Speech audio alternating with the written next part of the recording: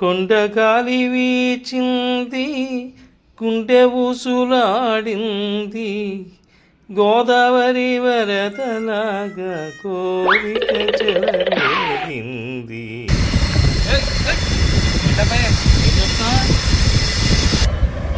లోతు ఎంత ఉందో చూద్దామని. చూసి ఏం చేద్దామని? దూకేద్దామని. ఇలా దూకితే చాపు సరిగదా, ఇంకా కాలో చెయ్యి ఇరిగిపోయి మూల పడతావు. ఆ తర్వాత జీవితాంతం నీకు సేవ చేయలేక వాళ్ళు చేస్తారు, చేయించుకోలేక నువ్వు చావాలి. అది అవసరమా? అయినా ఎందుకైనా చావాలనుకుంటున్నావు? Problems sir, problems. ప్రాబ్లమ్సా? దిక్కుమాల ప్రాబ్లమ్స్ నీకు ఒక్కడికే ప్రపంచకాలం ఉన్నట్టుగా నువ్వు చచ్చిపోతే ఏమవుతాయా? లోకానికి ఏమీ అవ్వదు, ప్రపంచానికి ఏ నష్టం జరగదు, కానీ ఇంకా నువ్వే నష్టపోతావు. ఎందుకు ఫ్యామిలీ ఉందా? ఉంది సార్, గంపెడి సంసారం ఉంది సార్. మరి అంతమంది ఉండగా నీకు సమస్య ఏంటయా? ఇంకా ఏ సమస్య వచ్చినా అంతమందిలో నువ్వు ఎవరిని అడిగినా సరే ఏదో పరిష్కారం సూచిస్తాడు. అందుకని సంసారం ఉన్నాడు సన్యాసిగా మారిపోయి, లేకపోతే ఇంకో ఇలాగా కుంగి కృషించిపోయి ఏ ఆత్మహత్య చేసేసుకుంటానంటాం అనేది చాలా తప్పుడు పని నా దృష్టిలో. అర్థమైందా? ఇక సమస్యలు అనేవి ఎవడుకుంటావు?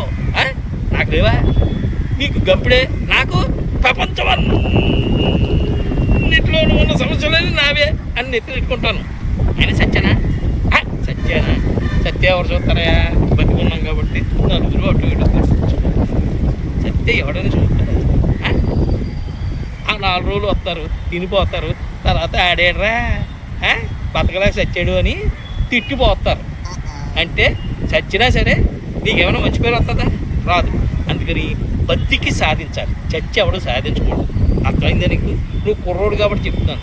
ఇప్పటికే నీ వయసులో నేను 5-6 సార్లు ఇట్లాగే గోదావరి దగ్గరికి వచ్చేయటం, దూకేయటం, ఈ లోపల ఎవడో ఒకటి తీసుకొచ్చి బయట పడేసిన తర్వాత అప్పుడు మళ్ళీ తెలిసి రావటం, మళ్ళీ ఇంకో వీక్ క్షణం వచ్చేది, ఆ క్షణంలో వెళ్ళిపోవటం. అర్థమైందా? ఏంట్రా బాబు, దూకితే ఒకసారి చచ్చిపోతాం, మాటలతో చంపేసేలా ఉన్నాడు. ఏంటేదో కొనుక్కుంటున్నావు, తిట్టుకుంటున్నావా నన్ను? అయ్యి బాబోయ్, మిమ్మల్ని ఎందుకు తిట్టుకున్నాను సార్? మీరెవరు? అర్జునుడికి గీతాపదేశం చేసినటువంటి కృష్ణులు అంటాడు. ఏంటి ఇక్కడ నుంచి ఉన్నావేంటి? చచ్చిపోదామనా? మళ్ళీ ఈడొచ్చేది గీతోపదేశం చేయడానికి చిన్న కృష్ణుడిలాగా. అవును, నువ్వు సుబ్బారావేనా? అవును, సుబ్బారావునే. మరి అదేంటి 3 నెలల క్రితం చచ్చిపోయావు కదా? మా సుబ్బారావు అండి 3 నెలల క్రితం ఇదే గోదావరిలో పడి చచ్చిపోయాడు. చచ్చిపోయాడా? చచ్చిపోయినాడు పని ఇలా బతికి ఎలా వచ్చాడు? బతికి రాలేదు, చచ్చిపోయాను. చచ్చిపోయి ఆత్మహత్య తిరుగుతున్నాను, ఇంకా కోరికలు తీరలేదు కదా. ఓరి నీ అమ్మ కడుపు వాడా, చచ్చిపోవడమే కాకుండా చచ్చిపోయి మళ్ళీ కోరికలు తీరక ఆత్మ తిరిగి వచ్చావా? మమ్మల్ని భయపెట్టి చంపడం కాకపోతే గోదావరి దగ్గరికి సాయంత్రం 6 తర్వాత రాకూడదు అనుకున్నాము, కానీ ఈడెవడో కుర్రాడో ఆ మాత్రం పాపం చచ్చిపోతాడేమోనని మంచి పని కోసం వస్తే ఇక్కడ ఏడు మీ ఫ్రెండ్ సుబ్బారావు గారు ఏడురా? ఆకు వచ్చినాయి కదా నేను అడుగుతాను.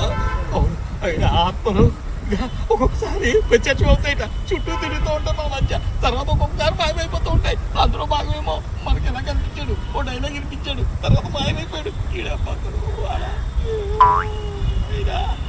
ఇంకా నువ్వు కనుక ఇలాంటి పిచ్చి పని చేసావనుకో, అలాగే మీ సుబ్బారావులాగే సగం చచ్చి మళ్ళీ మిగతా జనాలందరినీ మీ ఊరు వాళ్ళు చెప్తా ఉంటావు. ఇలా వచ్చేవాళ్ళు పోయేవాళ్ళే. నువ్వు అలాంటి పని మాస్టర్ చేయక రాత్రికి ఏం చేస్తాడో ఏటో బాబాయ్. అవును, ఇక్కడ మా వైపును సుబ్బారావు ఆ పడవలో ఉన్నాడేటబ్బా. బాబా ఇక్కడ ఉంటే ఇంకెన్ని చిత్రాలు చూడాల్సి వస్తుందా?